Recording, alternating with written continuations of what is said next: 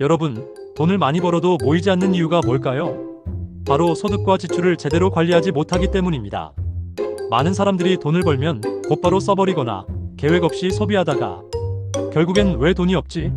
라고 고민하게 되죠. 하지만 걱정하지 마세요. 오늘 영상에서는 소득을 효과적으로 관리하고 불필요한 지출을 줄이는 방법을 알려드리겠습니다. 이 방법을 실천하면 여러분도 자연스럽게 돈이 쌓이고 경제적 자유에 한 걸음 더 가까워질 수 있습니다. 1. 소득과 지출 관리가 중요한 이유. 소득과 지출을 제대로 관리하지 않으면 아무리 돈을 많이 벌어도 늘 부족함을 느낄 수밖에 없습니다. 예를 들어 월급이 500만 원인 사람이 있는데 매달 카드값과 생활비로 490만 원을 쓴다면 결국 남는 돈은 10만 원 뿐이죠. 반면 월급이 300만 원이어도 200만 원을 저축하는 사람은 자산을 훨씬 빠르게 늘릴 수 있습니다. 즉, 중요한 것은 얼마를 버느냐가 아니라 얼마를 남기느냐입니다. 그러면 돈이 자연스럽게 모이는 소득과 지출 관리 방법을 하나씩 알아볼까요? 소득을 효과적으로 관리하는 방법. 소득을 관리하는 가장 좋은 방법은 돈을 목적별로 나누는 것입니다. 월급이 들어오면 그냥 두지 말고 미리 계획된 방식으로 나누어야 합니다. 첫 번째, 50만 3020 법칙을 활용하라. 50%는 고정 지출 월세, 공과금, 식비, 교통비 등, 30%는 여가비 취미, 쇼핑, 여행 등, 20%는 저축과 투자비 상금, 투자, 노후 자금 등. 이 비율은 개인마다 조정할 수 있지만 핵심은 항상 저축과 투자를 우선적으로 배분하는 습관을 들이는 것입니다. 두 번째, 자동 저축 시스템을 활용하라. 월급이 들어오자마자 일정 금액을 저축 계좌로 자동이체 설정하세요. 돈이 생기면 쓰고 남은 걸 저축하는 것이 아니라 처음부터 저축할 돈을 빼놓고 나머지를 쓰는 습관을 들이는 것이 중요합니다. 세 번째, 소득을 다각화하라. 월급 외에도 추가적인 수입원을 만들어야 합니다.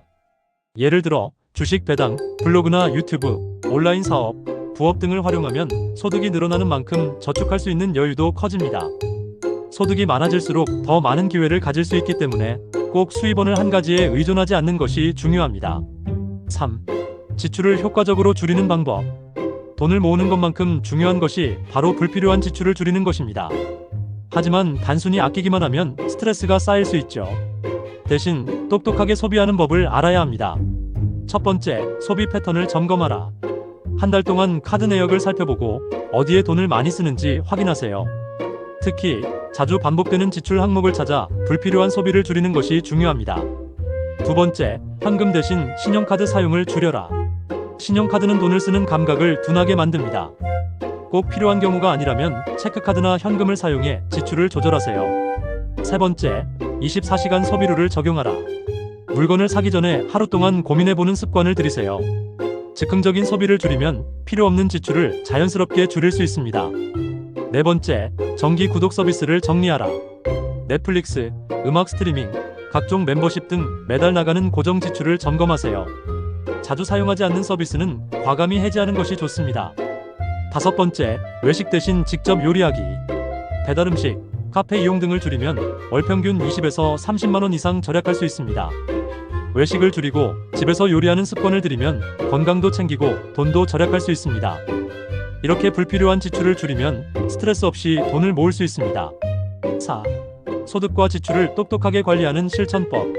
소득과 지출을 효과적으로 관리하려면 단순히 아껴야지라고 생각하는 것이 아니라 구체적인 계획을 세우고 실천해야 합니다. 그래서 오늘 알려드린 방법들을 쉽게 실천할 수 있도록 3가지 실천법을 정리해드릴게요. 1. 월별 예산표를 작성하라. 한 달 예산을 미리 세우고 목표에 맞게 소비하세요. 예산 초과 금지 라는 원칙을 정하는 것도 좋은 방법입니다. 2. 지출을 기록하는 습관을 들이자. 돈이 어디로 새는지 알기 위해 가계부 앱을 활용해보세요. 매일 5분만 투자해도 소비 습관이 확 바뀔 수 있습니다. 3.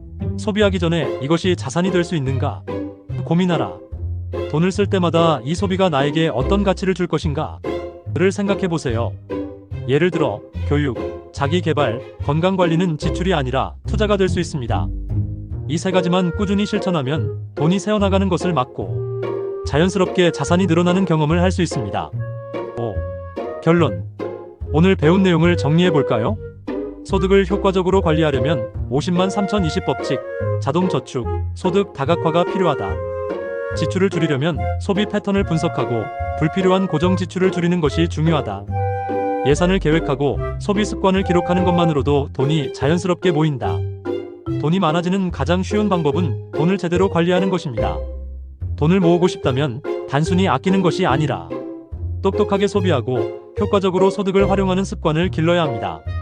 오늘 영상이 도움이 되셨다면 좋아요와 구독 잊지 마시고 여러분의 소득 관리 방법이나 궁금한 점이 있다면 댓글로 남겨주세요. 다음 영상에서는 2025년 경제 흐름을 분석하고 돈이 어디로 가는지 파악해보는 시간을 가져요. 그럼 또 만나요.